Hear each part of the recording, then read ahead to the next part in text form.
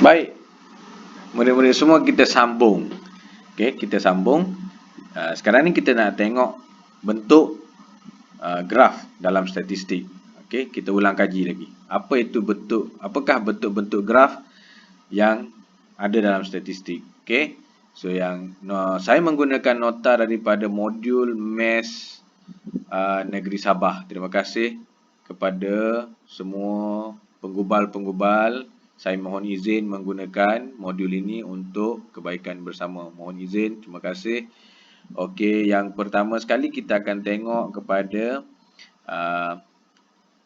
bentuk-bentuk graf. Okey, bentuk-bentuk graf, jenis-jenis graf yang digunakan. Okey, kita ada yang pertama kita ada histogram, kita ada poligon kekerapan dan juga kita ada ogive. Inilah bentuk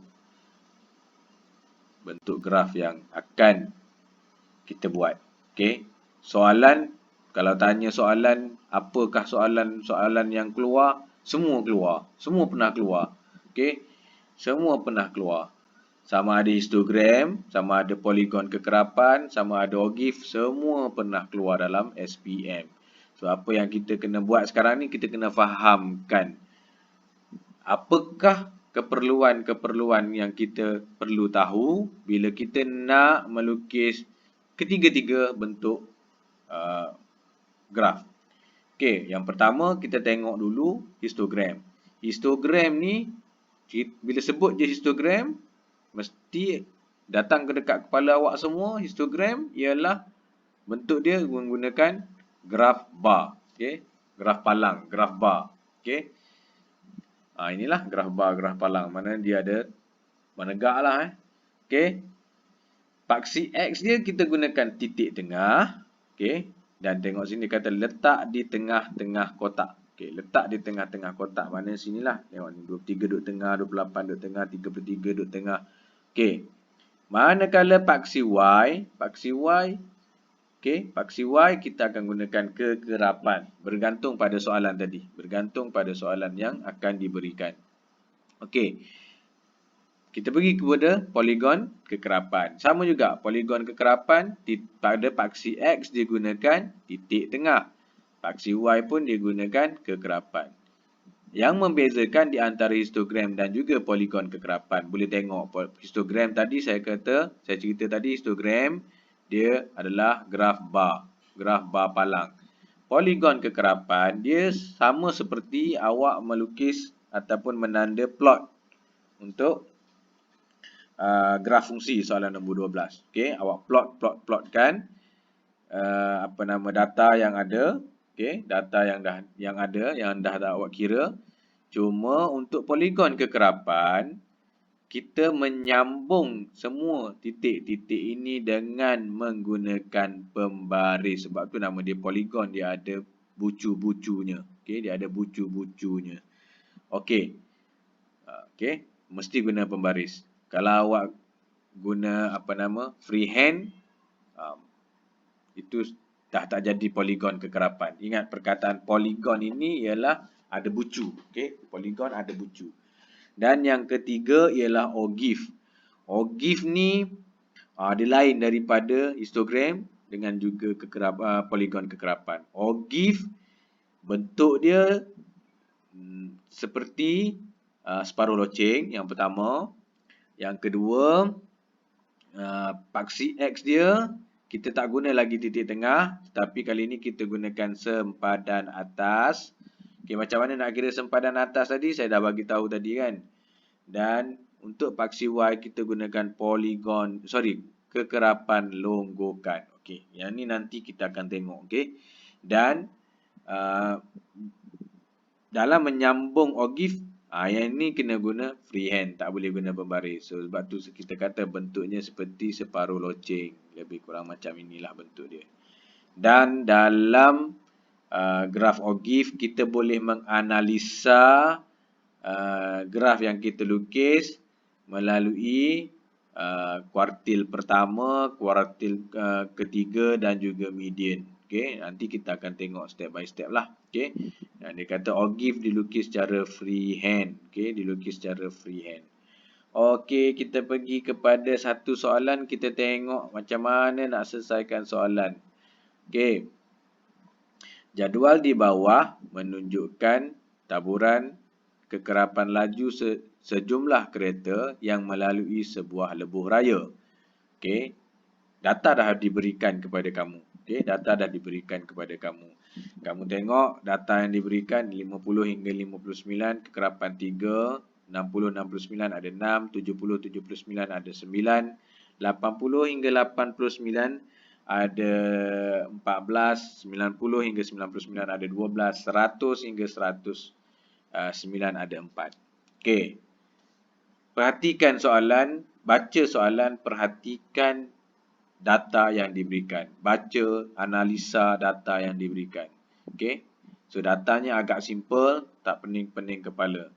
Okey, dah settle, dah okey, dah faham, terus boleh pergi kepada soalan yang pertama. Berdasarkan jadual 1, nyatakan kelas mode. Okey, kelas modal ataupun kelas mode.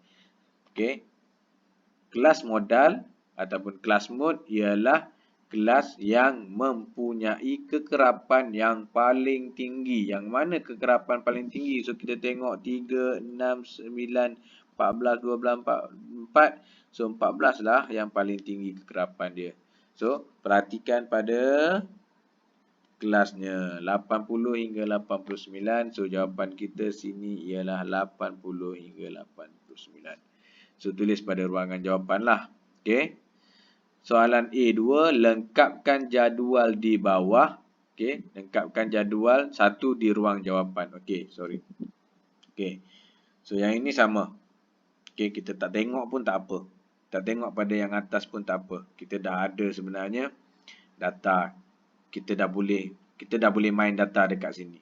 Cuma nanti kita akan tengok pada kekerapan longgokan. Kita akan refer pada data yang diberikan. Okey. Kita tengok titik tengah. Saya dah ajar tadi titik tengah ialah had atas. Had atas. Okey. Tambah dengan had bawah bahagi 2. Okey. So, yang kedua, kaedah yang kedua, kita tengok saiz selang kelas. Okey, saiz selang kelas. 40 hingga 49 boleh kira dengan jari. 40, 41, 42, 43, 44, 45, 46.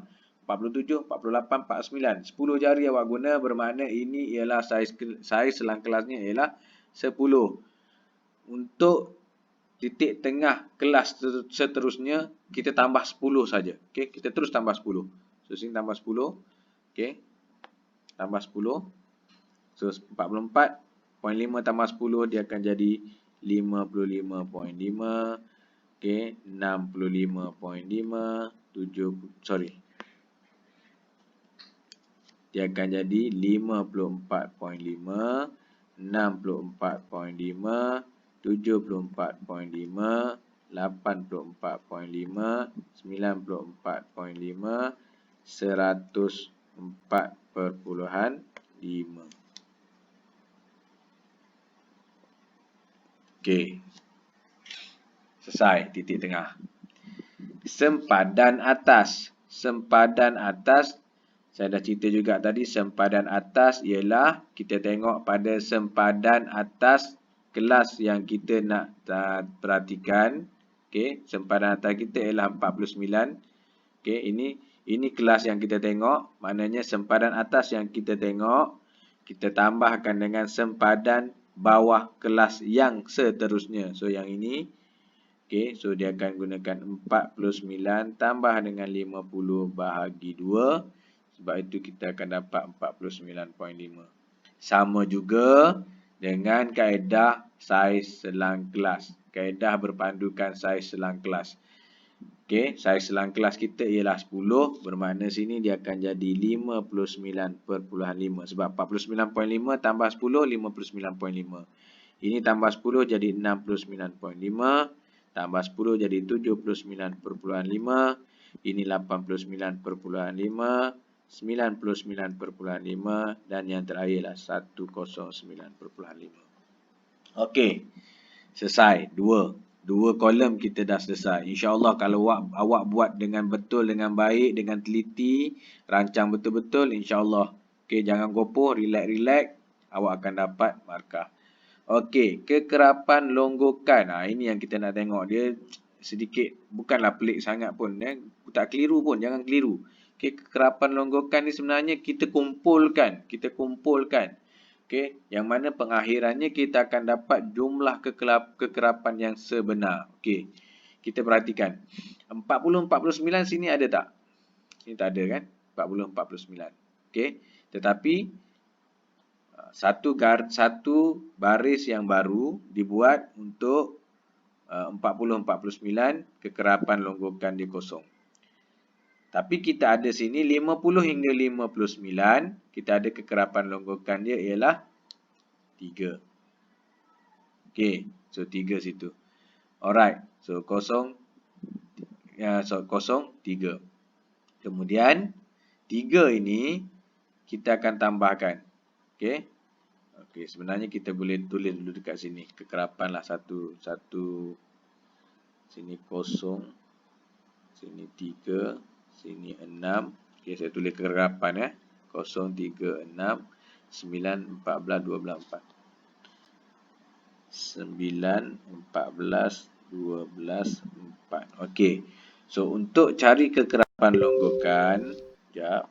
Saya kena buat satu garisan sini supaya dia tak mengelirukan awak semua. Okey, saya tandakan dekat sini. Okey. So ini ialah kekerapan. Okey. Okey, kita perhatikan kekerapan. Cara mengira dia semudah ABC saja sebenarnya. Jangan keliru, jangan pening, jangan takut. Apa yang kita nak buat, ini saya kata dengan pelajar saya, guna kaedah zigzag. Okay? So, 0 tambah 3 jadi 3. Okay, kemudian zigzag 3 tambah 6 jadi 9.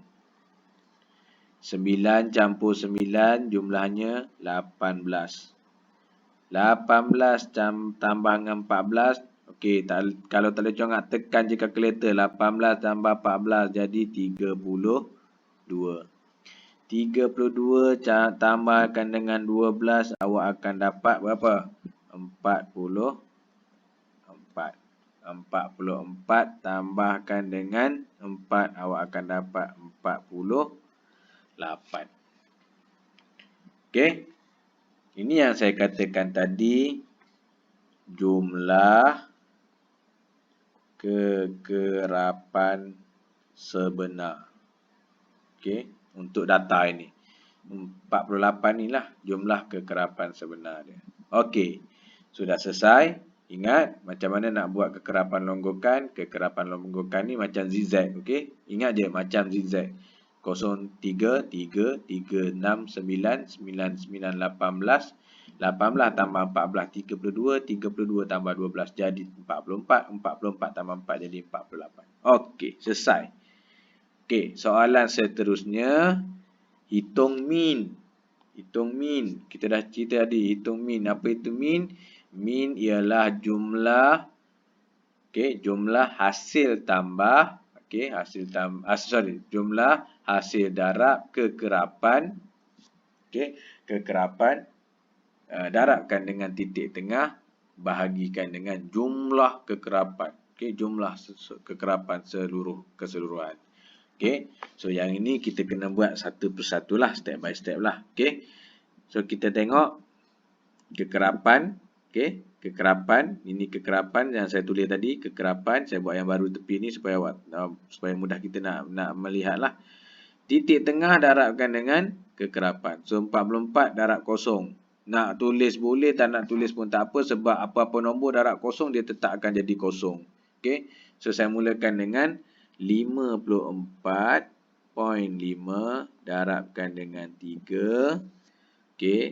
Tambah 64.5 darabkan dengan 6. Ambil yang kekerapan, jangan ambil yang kekerapan longgokan, ambil kekerapan. Sebab kita punya rumus ialah hasil tambah, jumlah hasil darab. Titik tengah darab dengan kekerapan. Kekerapan, dia tak cakap kekerapan longgokan, tapi kekerapan. Okey, seterusnya 74.5 darabkan dengan 9 tambah 84.5 darabkan dengan 14. Okey, saya padam sikit sini. Okey. Tambah dengan 94.5 darabkan dengan 12. Dan yang terakhir saya kena buat kat bawah 104.5 darab dengan 4. Dan saya kena bahagikan dengan semua jumlah kekerapan keseluruhan ialah 48. Okey. Saya bahagikan dengan 48. Okey. So, boleh kira guna kalkulator. Tup-tap. Okey. Bagi pelajar yang tak biasa, yang tak biasa, kiralah satu persatu. Okey, gunalah kalkulator, kira satu persatu. Okey, buatlah satu persatu. Okey, bagi pelajar yang dah biasa, tak ada masalah. Teruskan. Okey, so bagi pelajar yang tak biasa, kita akan buat satu persatulah. 54.5 darabkan dengan 3. So sini awak akan dapat 163.5 tambahkan dengan okey 64.5 darabkan dengan 6. Ini dapat 387 tambah dengan 74.5 darabkan dengan 9. Ini yang kita akan dapat 670.5 tambah 84.5 okey, darabkan dengan 14. 1183 tambah pula 94.5 darab dengan 12. Ini dapat 1134. Dan yang terakhir 104.5 darabkan dengan 4. Ini kita akan dapat 418. So kita tambah semua sekali dan kita bahagikan dengan 48. Okey, jangan gopoh, kita buat satu persatu. Tambah yang bahagian atas dulu, tambah dulu. Dapatkan jawapan yang atas dulu. Okey. 163.5 tambahkan dengan 387. Okey, 163.5 tambahkan dengan 387 tambah dengan 670.5 tambah dengan 1183 tambah 1134 tambah 418. Okey, jumlahkan, kita akan dapat 3956. Baru kita tulis 48 di bawah ini. Dekat kalkulator baru kita tekan bahagi 48. Jawapan yang kita akan dapat ialah ambil 2 titik perpuluhan 82.41666667. So ambil bundarkan 82.4. Okey, 6 bundarkan 1 6 jadi 2. Okey, 82.42. Okey, selesai. Yang terakhir pula. Soalan C. Untuk ceraian soalan ini gunakan kertas graf. Okey, tengok. Kalau kita ada kertas graf, saya teruskan. Dengan menggunakan skala 2 cm kepada 10 km per jam, 2 cm kepada 10 pada paksi mengufuk. Mengufuk ni maknanya paksi X lah. Mengufuk ni paksi X. Okey, mengufuk. Ini paksi X. Dan 2 cm kepada 5 buah kereta pada paksi mencancang. Mencancang semua tahulah, ini paksi tegak. So ini ialah paksi Y. Okey, paksi Y. Lukis satu ogif. Ingat semula bila ogif yang pertama sekali bentuknya ialah seperti separuh loceng yang pertama. Yang kedua, paksi. Kena ingat paksi ini, yang ini kita gunakan sempadan atas untuk paksi X. Paksi Y kita gunakan kekerapan longgokan. Okey. Yang ketiga pentingnya ialah free hand. Jangan sambung guna pembaris. Alright. Kita pergi kepada soalan dia. Ada kertas graf tak? Alamak, tak ada kertas graf. Pelajar boleh cuba teruskan buat. Okey. Okey, boleh terus buat. Ya, boleh cuba buat. Okey. Macam mana bentuknya. Okey. So kita selesaikan satu soalan dulu. Okey, kemudian kita sambung lagi kepada soalan-soalan yang seterusnya. Okey, terima kasih. Assalamualaikum.